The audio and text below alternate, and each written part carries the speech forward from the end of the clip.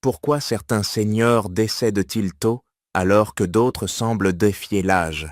Ce n'est pas seulement une question de chance ou de bon gène. Souvent, cela dépend des habitudes, des choix et des traits subtils qui s'accumulent discrètement avec le temps. Nous ne parlons pas ici de maladies rares ou d'accidents imprévus, mais de comportements mesurables qui influencent profondément la durée et la qualité de vie. Vous ne réalisez peut-être pas que certains de ces traits vous nuisent, mais une fois identifiés, vous pouvez commencer à faire des changements significatifs. Après 70 ans, l'écart entre prospérer et simplement survivre s'élargit, mais la bonne nouvelle est qu'il n'est rarement trop tard. Connaître ces 5 signaux d'alerte peut orienter votre chemin vers une vie plus longue et plus saine. Ce ne sont pas des tactiques alarmistes, mais des signaux concrets que vous pouvez reconnaître et auxquels vous pouvez réagir dès aujourd'hui. 1. Isolement social, l'un des prédicteurs les plus puissants, mais invisibles, d'un décès précoce chez les seniors est l'absence de liens humains authentiques. Lorsqu'une personne passe ses journées seule, sans conversation régulière ni moment de partage, le corps interprète ce silence comme un danger. Avec le temps, cet isolement ne cause pas seulement de la tristesse, il déclenche un stress physique réel. Le cortisol augmente, la pression artérielle grimpe, le système immunitaire s'affaiblit. Sans le soutien des relations sociales, de petits problèmes de santé peuvent peu rapidement devenir mortels. Prenons l'exemple de Paul, un veuf de 79 ans qui dînait seul en silence, sans appel, sans visite, sans même un brin de causette au magasin. Ses voisins le trouvaient indépendant, mais en réalité, la solitude était devenue sa compagne constante. Lorsqu'il a attrapé un simple rhume, il n'en a parlé à personne. Quand on l'a trouvé, le rhume s'était transformé en pneumonie. Les seniors comme Paul minimisent souvent leur isolement, mais le poids émotionnel se transforme en fardeau physique. Le système nerveux humain est conçu pour la communauté, et son absence entraîne un déclin silencieux, progressif et fatal. La bonne nouvelle, se reconnecter ne nécessite pas de grandes fêtes ou des dizaines d'amis. 1 ou 2 relations significatives, un appel hebdomadaire à un petit enfant ou un café régulier avec un voisin, peuvent réduire le risque de décès précoce. En restant en contact, en écoutant et en étant entendu, vous ne faites pas que socialiser, vous protégez votre vie. 2. Manque de mouvement. Un danger discret se cache dans l'immobilité, visible chaque fois qu'un senior passe la majeure partie de sa journée assis. Le manque de mouvement, même s'il semble anodin, démantèle lentement la capacité du corps à récupérer, réagir et persévérer.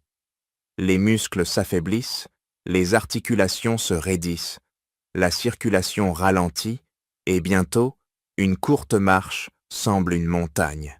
Les seniors qui évitent de bouger disent souvent qu'ils se reposent, mais le corps perçoit cela comme un abandon. Après 70 ans, cet abandon accélère le déclin plus vite que de nombreuses maladies chroniques. Prenons Jean, 84 ans, qui a cessé ses promenades matinales parce qu'elle se sentait un peu fatiguée. En quelques mois, son endurance a tellement diminué que même cuisiner debout était épuisant. Ce n'était pas une maladie, c'était l'inactivité. Son médecin a expliqué que davantage de seniors meurent des conséquences de la sédentarité que des crises cardiaques ou des AVC. Cela semble extrême, mais c'est vrai. Le corps humain s'est fait pour bouger, et lorsqu'il ne le fait pas, il commence à s'effondrer. Mais il y a de l'espoir. Bouger ne signifie pas courir ou soulever des poids. Se lever pour s'étirer, marcher autour du pâté de maison, faire des cercles avec les bras devant la télévision. Tout cela compte. Ces petits mouvements réguliers signalent au corps « Je suis encore là, j'ai encore besoin de toi. Reste fort. » 3. Isolement émotionnel. Une menace souvent négligée pour la longévité est l'isolement émotionnel. Ce n'est pas seulement être seul, c'est se sentir seul, même entouré d'autres personnes. Après 70 ans, beaucoup de seniors se retirent progressivement de leurs cercles sociaux, perdent contact avec leurs amis ou cessent de se connecter. Avec le temps, le silence s'installe, entraînant une cascade de conséquences sur la santé. Les études montrent que la solitude chronique peut augmenter le risque de décès de près de 30%.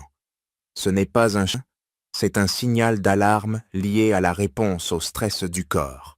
Lorsque l'isolement émotionnel s'installe, le cortisol reste élevé, la qualité du sommeil diminue, l'immunité s'affaiblit et l'envie de prendre soin de soi s'estompe.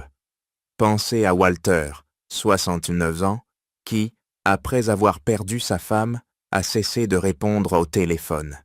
Il disait que c'était plus simple ainsi, mais en un an, il mangeait à peine, bougeait rarement et avait perdu l'envie de participer aux petites réunions familiales. Ce n'était pas seulement le chagrin, c'était la déconnexion. À l'inverse, les seniors qui restent engagés avec leurs proches participent à des événements sociaux, font du bénévolat ou discutent avec le caissier du magasin, montrent une meilleure santé mentale, une mémoire plus vive et une vie plus longue. Les liens émotionnels agissent comme un médicament. Ils stabilisent l'humeur, structurent la journée et rappellent que la vie a encore du sens. Si vous avez plus de 70 ans et que vous commencez à vous retirer, même légèrement, demandez-vous ce que ce retrait vous coûte vraiment. Le prix n'est pas seulement l'ennui, c'est la vitalité, la résilience et le temps. 4. Habitudes de sommeil irrégulières.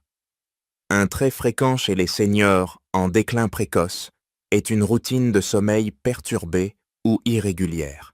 Il ne s'agit pas d'être un oiseau de nuit ou de passer une mauvaise nuit occasionnelle, mais d'une inconstance chronique. Se coucher à des heures très variables, se réveiller fréquemment ou passer des heures devant un écran avant de dormir. Après 70 ans, l'horloge interne du corps devient plus sensible et récupère moins facilement des nuits tardives ou du sommeil fragmenté.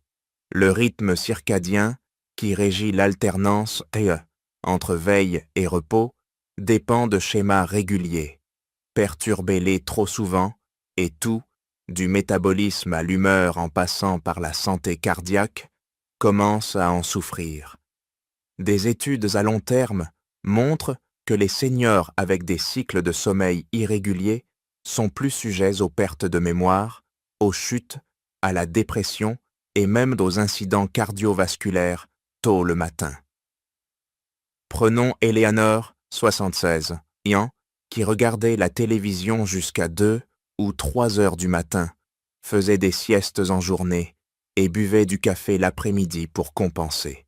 Son médecin a remarqué que sa tension artérielle était instable, sa concentration déclinait et son énergie était imprévisible.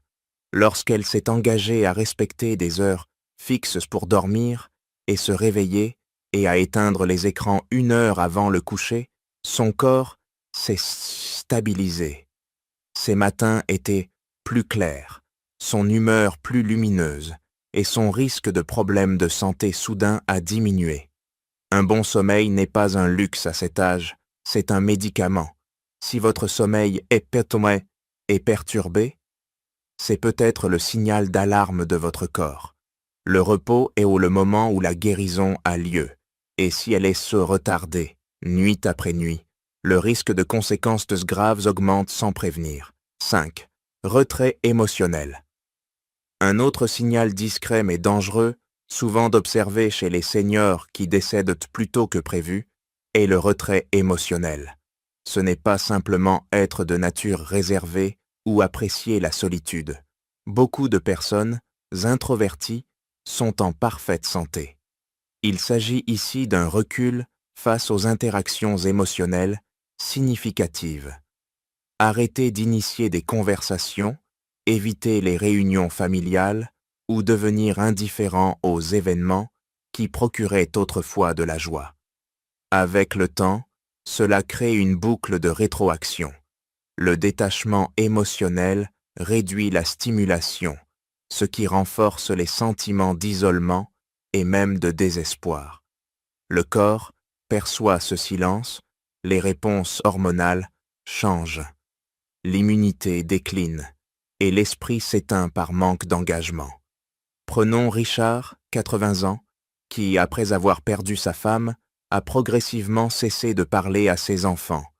Il ne répondait pas aux appels, sautait les anniversaires et quittait rarement son domicile. En un an, sa santé a chuté, non pas à cause d'une maladie diagnostiquée, mais d'une érosion subtile de sa volonté. Son médecin a dit qu'il était physiquement capable de vivre plus longtemps, mais émotionnellement, il avait déjà commencé à lâcher prise. Comparez cela à Thomas, un veuf de 68 ans qui envoie des textos à ses petits-enfants, anime un club de lecture local et guide des voisins plus jeunes en menuiserie. Sa vie émotionnelle est active, riche et connectée. La vitalité émotionnelle ne consiste pas à être joyeux tout le temps, mais à rester engagé. Quand cette étincelle disparaît, la santé suit souvent. Le détachement émotionnel est comme un variateur qui baisse lentement la lumière de la vie jusqu'à ce que le système n'ait plus de raison de rester allumé. Quand on pense à vivre longtemps et pleinement, on se focalise souvent sur l'alimentation, l'exercice ou les médicaments. Mais ce qui compte le plus, ce sont les schémas discrets, les choix quotidiens, les petites habitudes et les changements subtils d'état d'esprit qui révèlent à quel point nous vieillissons bien. Les 5 traits évoqués aujourd'hui ne crient pas pour attirer l'attention, mais ils en disent long sur la direction que prend votre vie. Si vous reconnaissez l'un de ces signaux chez vous, ne paniquez pas. Prendre conscience est puissant. Cela vous donne l'opportunité de changer, de vous reconnecter et de choisir différemment dès aujourd'hui. Que davantage donne pour appeler quelqu'un qui vous est cher, chaque geste compte. Vieillir, ce n'est pas seulement voir les années s'accumuler sur un calendrier, c'est rester connecté à votre raison d'être, à vos proches et à votre propre vitalité. Chaque jour est une nouvelle chance de garder cette étincelle vivante.